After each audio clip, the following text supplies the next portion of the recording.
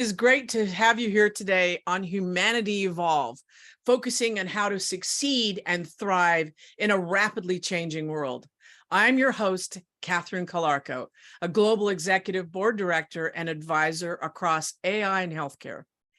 In this show, it is our goal to inspire and inform our community with wisdom from amazing, credible, and trusted world experts like our guest today, Anna Tenstam, who uniquely and genuinely share their knowledge and insights to nurture what is best in ourselves. We are designing our future and want to ensure that humanity is infused into that technology and helps everyone to support you, your goals, our community, and to make a positive difference in our world. So today we are talking about unleashing FemTech, empowering women's health. And I am joined today by Anna Tenstam, an esteemed executive and board director in the FemTech industry.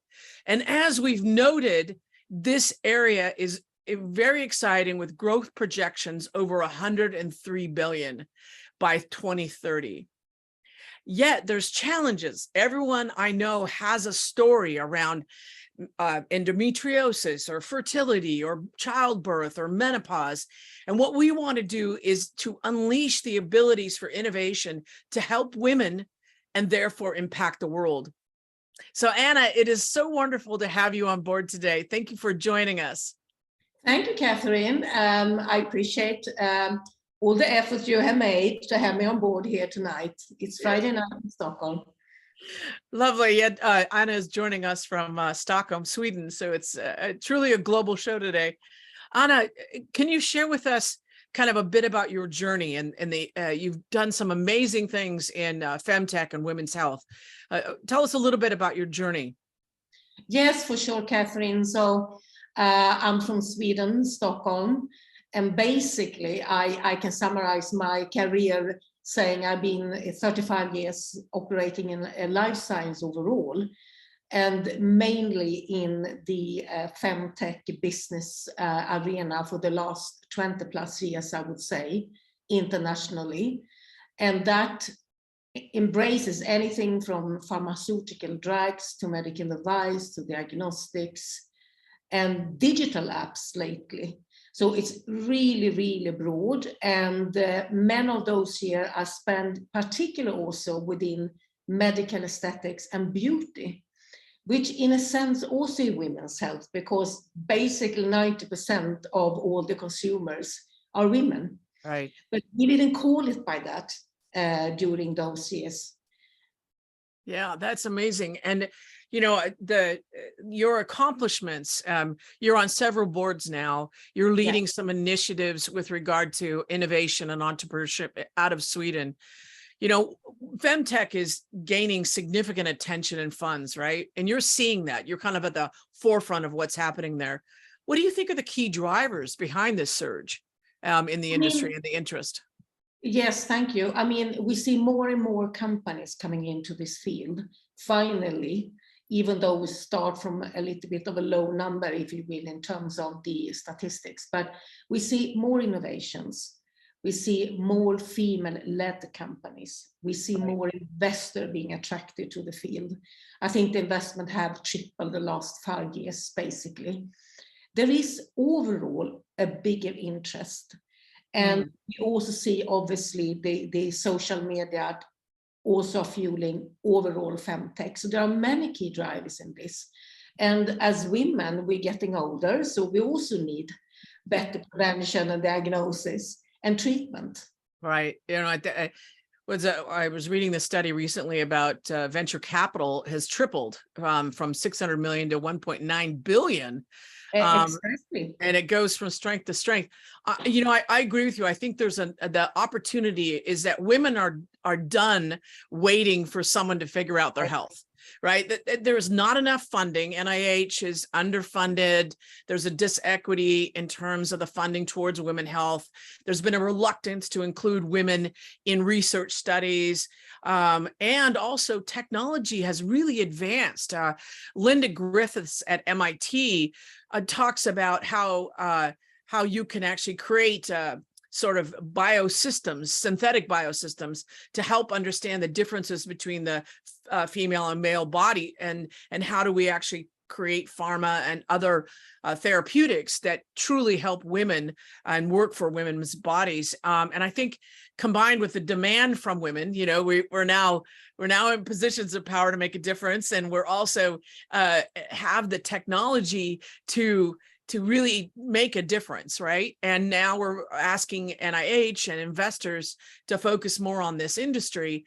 So I think you've got demand, you've got interest, you have new technology, and you have people like yourself, Anna, who are really committed their lives to making sure women's health is forefront, and we create innovations. You know, I just think it's a great time to be in this field. Thank you for what you're doing. So that it's fun, actually. I really enjoy it. I need to say, it's a kind of passion. Yeah, exactly. I really enjoy it. And I think a lot of it comes from, you know, our own personal stories. You know, you hear so many women who are challenged by their health issues and are almost have to biohack solutions, right, to try to figure out ways of making this work. You know, and then they end up getting in bioengineering, like Linda Griffiths or the Mayo Clinic and other areas. You know, I've met a lot of women entrepreneurs who are running FemTech companies, and they often have a personal story that drives that.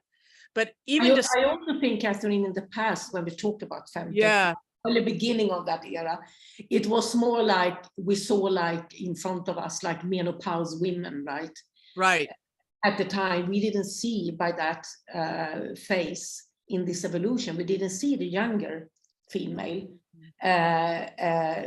anything from when they are getting pregnant, you know, or menstruation, to through the life cycle. We didn't see that. So I think they have also extended, in, if you will, the whole life cycle in terms of how we can prevent, diagnose, and treat in FemTech. Interesting. So it's like the awareness across the spectrum of your life is now stronger. You know, there's more. Yeah, there's more understanding. And the younger generation, they have they have a lot of power here. Yes. This is why we see so many innovation coming up in the menstruation area, or, you know, the whatever you start with as a young teenager. We see a lot of innovations in that group, and they are powerful groups on social media. Right. And so you're seeing the younger women who are not constrained by lack of understanding or the stigma associated with women's health. They talk about it. They talk about it. Yeah.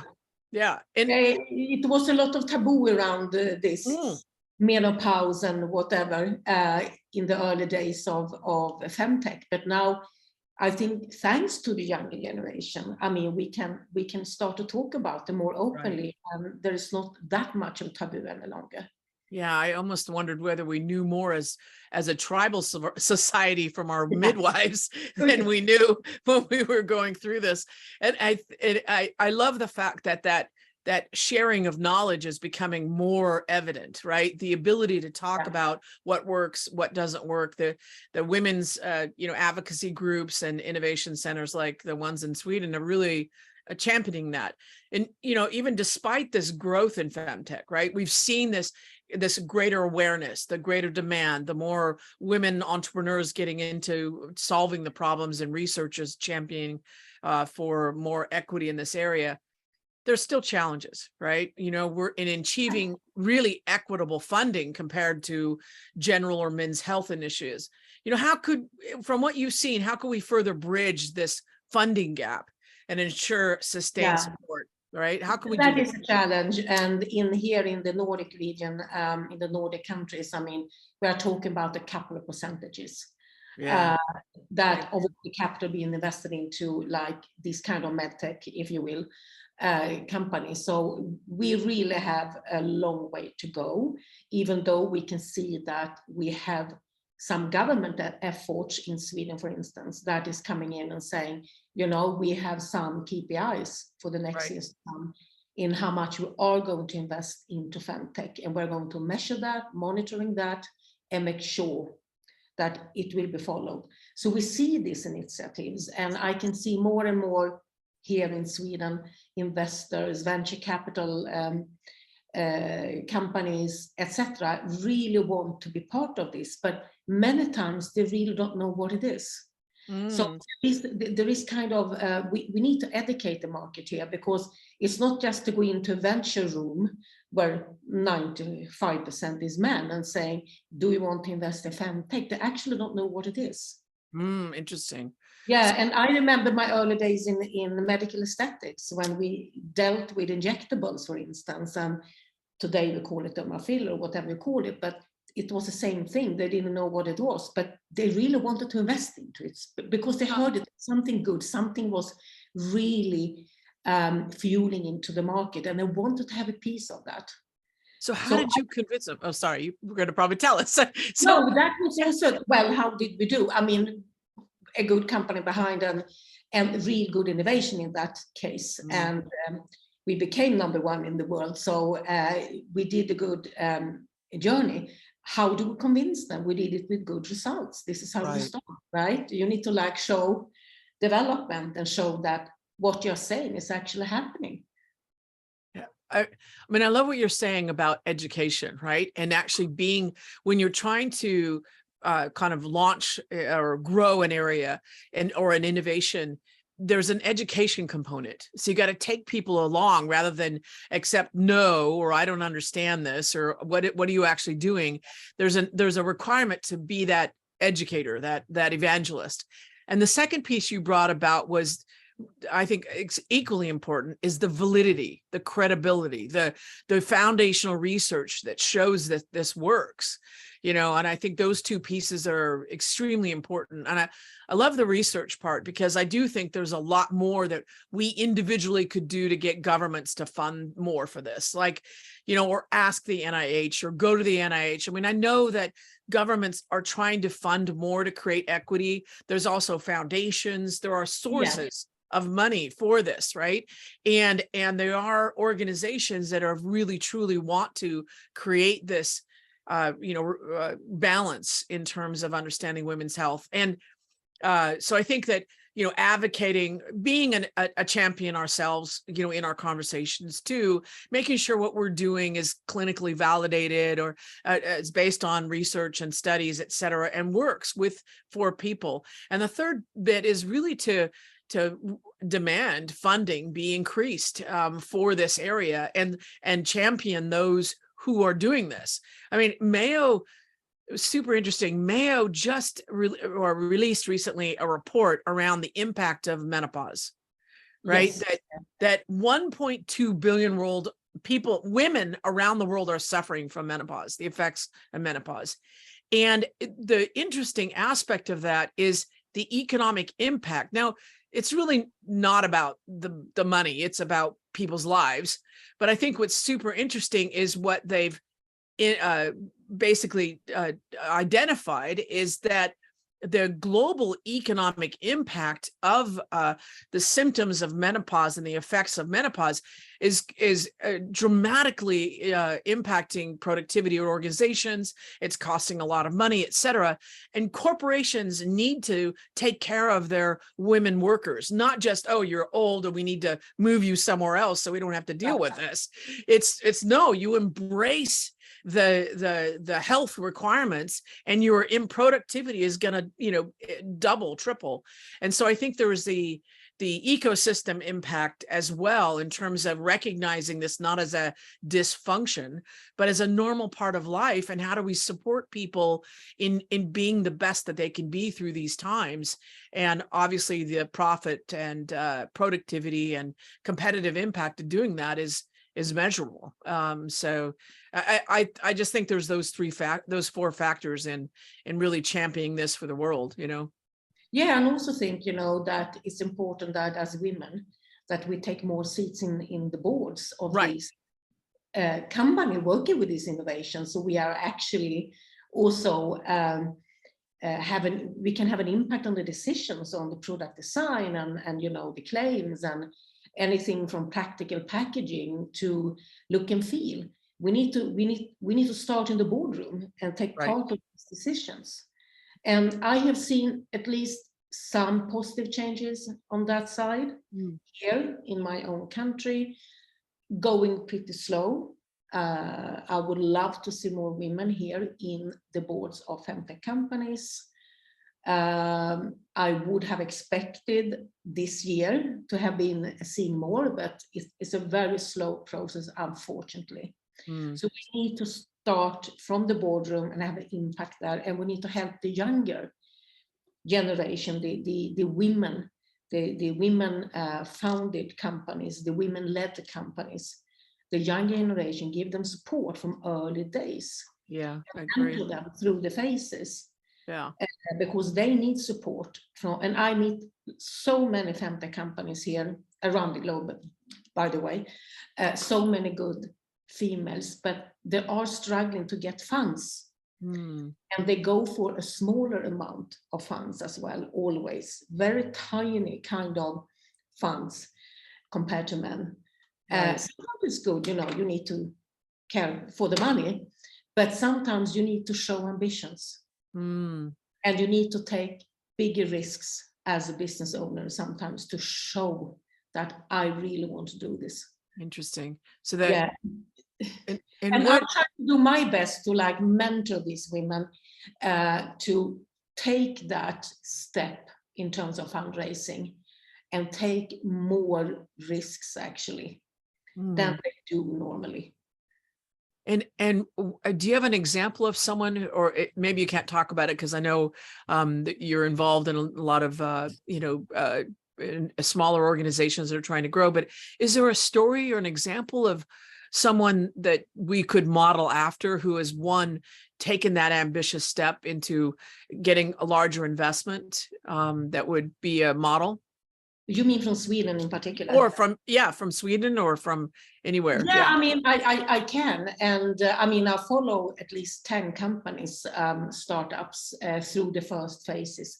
I mean, when you work with medical device or pharmaceutical, obviously you need more money and it takes more time. Right. But I can see some brave women coming up here, young females. And one example is a woman I really admire, a young woman. And she has invented, I think it's the first device in the world that is like non-reusable pregnancy tests. Oh. No, reusable, sorry. Reusable, yeah, reusable, yeah. Sorry.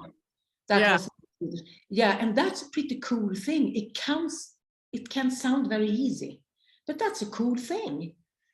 And she's now going through all these regulatory phases for medical devices, but super certain. And we haven't seen anyone else doing that actually, because as you know, many women buy many pregnancy tests. Yes. Yes. Well, if you can reuse them, what a simple and great idea. Right. Then you could take a test all the time, or maybe even expand what you're measuring, right? Yeah. That is only one example. I have so many, but that is one example. Yeah. You know, I was, another article came out showing the top, AI or top women's health organizations, startups worldwide. And Sweden had 2 or 3 on the list. It was pretty impressive. Yeah. How much innovation is happening in Sweden in FemTech. But we have always been in the front for life science. It's in our DNA in a sense. That's so true. We have it, but you're right. We have seen a good pace with new startups in this area. What factors have contributed to that success? I mean, you talk about, it's in your genes and you've always been great at life sciences. What's driving this innovation, and how can other countries or regions learn from their approach? I think for the life science sector here in Sweden, I mean, we have many women in university in all kinds of medical science, pharmaceutical, whatever, educations. So we see the portion of women are very high in those, particularly in those kind of educational programs. So that is being fueled from that beginning already. And the other, we have always been strong in life science here. So we have like a good history of good medical companies or pharmaceutical companies. And we are brought up with that. Yeah. I mean, even for myself, I landed into that myself because we were a strong country in those sector. It was Right. good years. Yes. And so, Frana, kind of thinking about that. So it's you have an established community that has, expertise, has demonstrated capabilities, as, it's what you grew up with and know, et cetera. And that can be developed. There's the universities that create innovations and that get commercialized. And I mean, obviously there's a lot in the Silicon Valley where you're seeing a lot of women, and especially AI and women organizations that are rising. So I love that as a model. And the world is smaller than it's ever been before, and we can connect with areas. If you've got a great idea, or if you're in an organization that's driving a new innovation for women's health, there are global communities where you can learn from or connect with, or even gain investment, right? So there's ways of creating that value in terms of, tapping into that global network. Yeah, and exactly. And I also think here in the Nordic region here, and particularly in Sweden, we have in the ecosystem, if you will, we have many institutions supporting FemTech, and where we can get the early grants from, starting from incubator and so on and so on. So we have in the ecosystem many organizations, associations, institutions to go and take the grants from. Right, exactly. Now, team, we're going to need to take a quick break. And so I think we've had an amazing discussion around the journey, the successes, the barriers associated with FemTech. When we come back from the break, we're going to talk about personalization. Because if anybody understands FemTech and women's health, it is different almost for every individual in terms of things like menopause and fertility, and treating these conditions, and also enabling the greatest health from it. So when we come back from the break, we're going to talk about personalization, and then we're going to also talk about insights and investment community, how and what you can do. So I'd love to continue the conversation. Please come back after the break for this dynamic discussion with Anna Tenstam. This is Catherine Calarco on Humanity Evolve. All right, clear. Let me get that saved and we're good to go in just a moment. Yeah, thanks. So we'll do a shorter one, this one, because so you good? Is it me? I like the Swedish accent, right? Yes. Like the Muppet Show, the chef in the Muppet Show. No.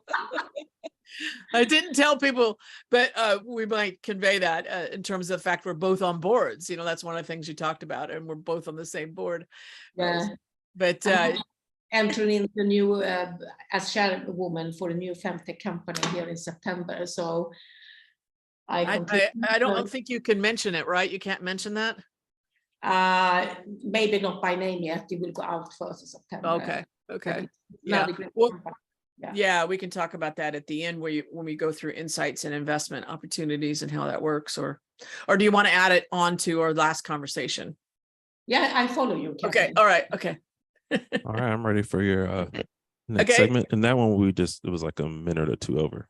So so we'll go so we might end shorter, but count me out at 20 minutes if we get there, for a 20-minute break. And but we'll see how it goes, right? It might be a little bit shorter because we went a little longer in the first one. All right. Thank you, Jordan. No problem. All right, going in 4, 3, 2. Welcome back. This is Catherine Calarco on Humanity Evolve with Anna Tenstam, board director and entrepreneur, focused for 30 years on FemTech solutions and creating extensive exits and successes in transforming women's health. Right before the break, we were talking a bit about what is driving the innovation in Sweden and the ecosystem impact of that. So, Anna, you were mentioning during our break a little bit about, the incubators, the ecosystem aspect. Is there anything that you wanted to add to that with regard to how Sweden is advancing this field? No, I think we have a good system for FemTech or female-led companies overall. I also think here it's pretty easy to start a shareholder company. It's not like super expensive, so Yeah. it's pretty easily done and not that complex and regulated.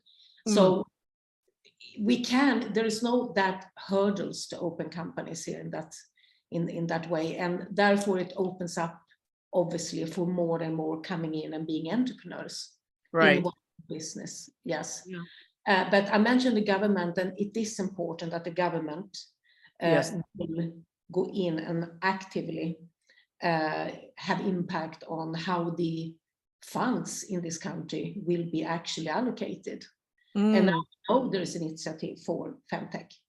Right. And the government incentives and commitment. It's also interesting. Actually, I was thinking, Catherine, that we call it FemTech, probably to attract investments from the men. Okay. Right. Otherwise, we might have said women's health or something, but it sounds like not that cool. If you add tech on anything, the chances to get the money will increase. And we're in global marketing and scaling up, and you have to, and the ability to educate and convey in a way people understand. So yeah, I get it. It makes sense. And we just call it healthcare.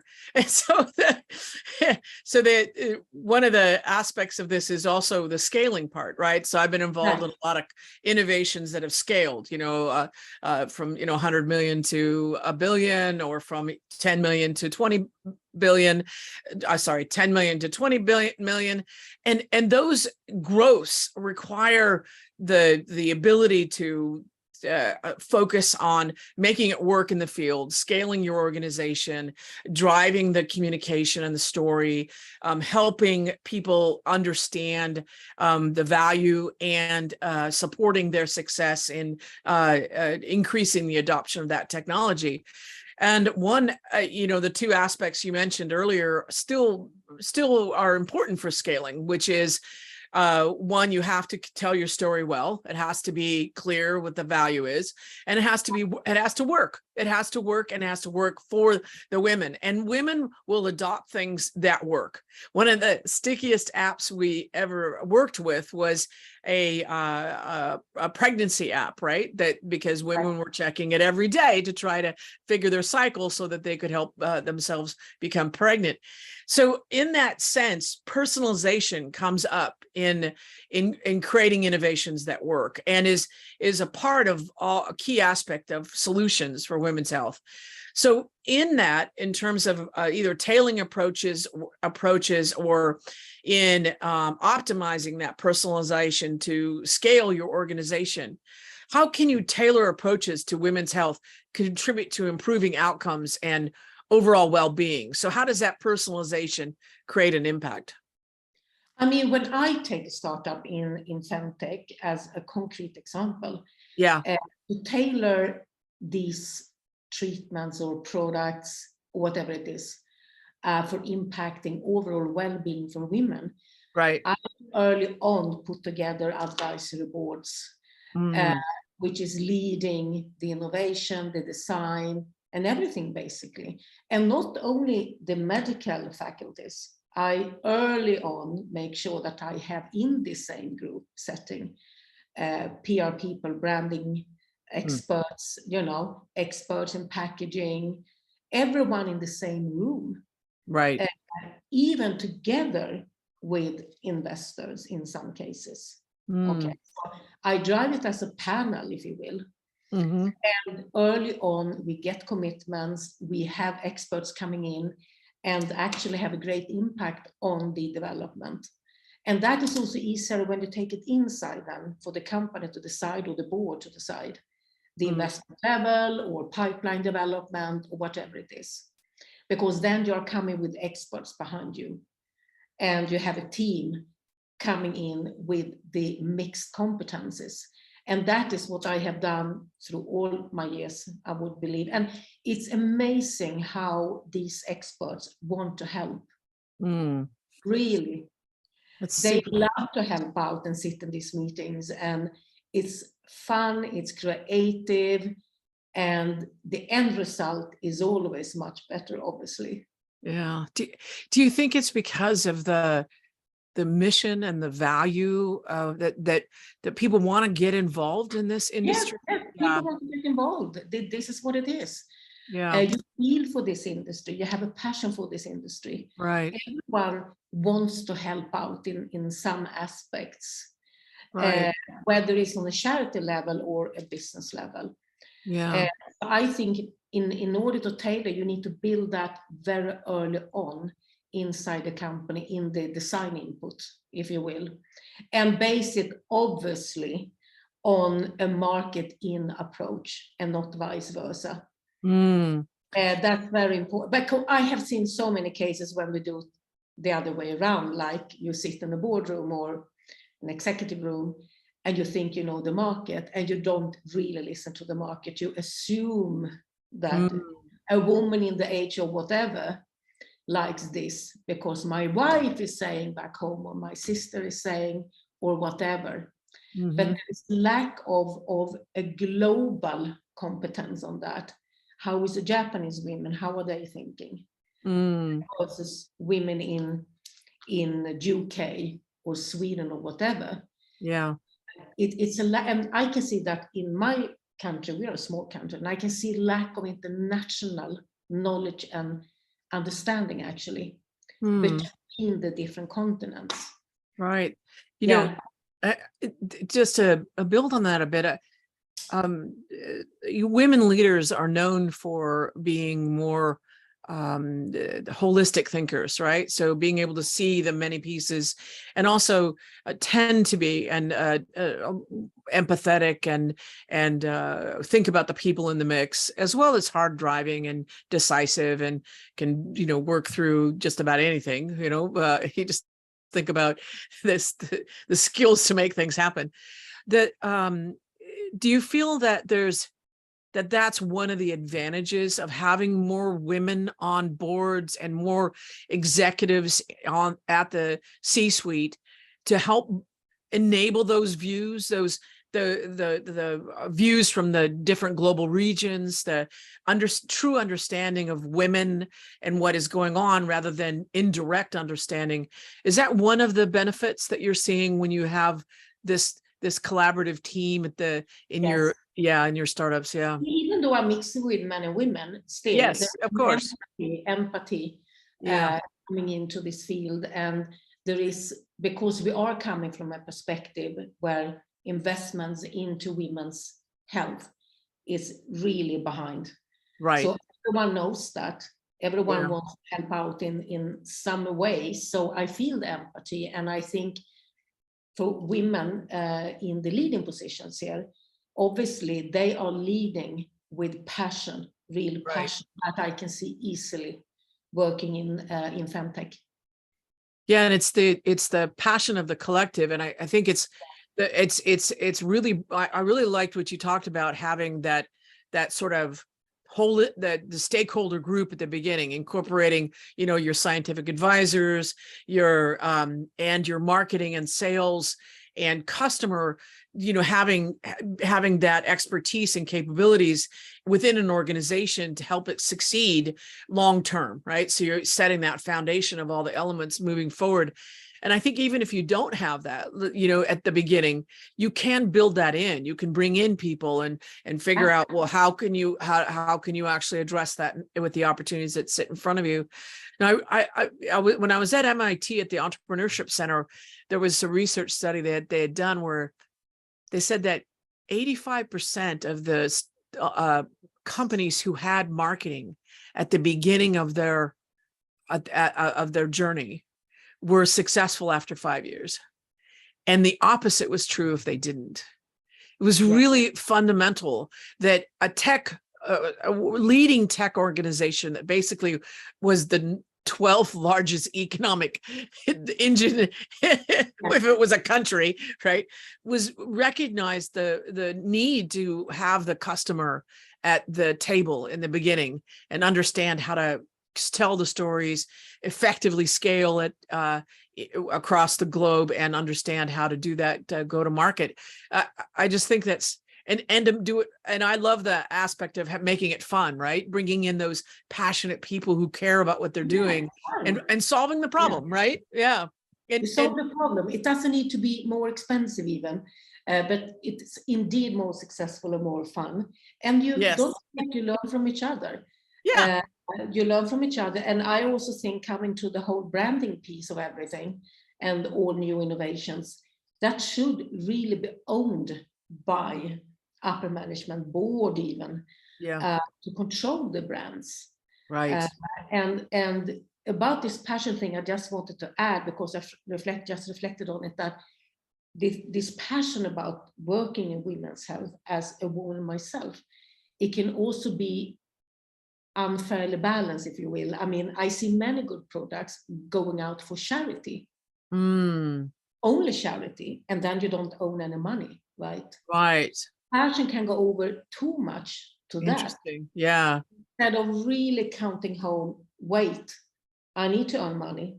Right. You know, I have shareholders here, I need to earn money, get value back, blah, blah, blah. I can do a piece of it as a charity, but starting with that only, then the brand will be connected to that. And that I have seen in for some products in being launched in certain countries, more poor countries, obviously, but then the brand is regarded as that, a charity brand. Right. So I think that passion thing needs to be also fairly balanced with real commercial KPIs and outcome. That it's so important to recognize that, because FemTech is not just a not-for-profit activity, Exactly. and it can be obviously have that, you know, that arm to it and that impact to it. And if that's your goal, fantastic. But I think it's really what I'm hearing from what you're saying is that making an incredible amount of money doing this generates the ability to do more and frees you to make a larger impact. And I think that women-run initiatives or companies focused on women's health have that opportunity to generate a significant amount of wealth generation, and that is just as important as the social impact of helping women worldwide. So yeah, I agree. But build it in. That's why you have that different group at the table, right? If you need you need the balance. Yes, and what I also see from here that empowers this whole FemTech industry is actually more mergers. Between companies that they are actually going together. And because many of these FemTech companies, they are small companies with maybe one product, okay? Right. And that will not be sustainable. And now, good Lord, I see these mergers coming around different kind of models, but still you're adding your pipelines and you're sharing the sales forces. And with that, you become bigger, more profitable, and you will accelerate your pipeline development. Yeah, and I think the ability to be an innovation source for larger organizations, or be able to exit in a consolidation so that you have the ability to create a bigger footprint. I think people look for models of great success, right? And the more success we create in women's health, the more it generates more technology advancements and successful companies and individuals, et cetera. So I think that's one of the insights for leaders in the investment community, is to have that balance, look for commercial opportunities, go big in terms of, you know, having that ambition to have a large organization or create a merger or consolidate with others. So in leading into that, or I can't believe we're running out of time. We could probably talk about this for a long time. And I hope if you're out there, if you want to continue the dialogue, please connect with us on LinkedIn, because we'd love to talk more about what you're doing. Anna and I both serve on a board in biomedical together, and we also are active in help championing other companies. So in leaving our audience with kind of a synthesis of what we've talked about today, what one thing would you do? How can every woman jump into this And, what would you recommend to our listeners? I mean, one thing that I did with one of my FemTech companies, with the help of my super team in that sense, was to actually early go in within the European Union and to apply for grants. Grants, yes. Now, this is within European Union, so maybe not, a worldwide thing, but still there are a lot of money sitting there. You might need 2-3 months to do the application. It's a pretty complex thing, but you can even buy that service. Right. And then you can get early funds. And we can see that within the European Union, they do invest in FemTech today. More money goes into FemTech. So don't be afraid to apply for these bigger institutions. Yeah. That is one thing. The other is to be actually brave. Go for more money, go for bigger money. It indicates the ambition level. Yeah. And if you have the ability to sit on a board, take that. Yeah. Take that option, because you will be more influential and more empowered. Yeah, and the value of there is money and funding out there. I mean, I was involved with a digital health company that raised over $2 million in government funding to fund the development of one of their products. I mean, it was, free capital, non-diluted, it was actually a way for them to expand earlier than they did on their technology development roadmap. The other thing that is, if you're on a board or you're involved in an organization that serves women and women's health, consider adding another woman on the board. Consider enabling and opening up roles to women in the organization. A mentor, champion, be an advocate. It is more the ecosystem effect of all of us to join together to make this a reality is fundamentally important. If we want to see the impact on global productivity and on medical expenses, addressing women's health and enabling women to have their best life ever, has that passion, that economic benefit. It has so much value. I just you can tell I care. So that it's don't be afraid to fail. I mean, it will be a bumpy road. That we all know. Don't be afraid to fail. It's part of the journey. Yes, and we're here to catch you. And jump high. Okay. All right. Well, I'm going to leave you with that jump high. I think it's if you're out there, go for it. Think about what would be uncomfortable and reach for it, because it is possible.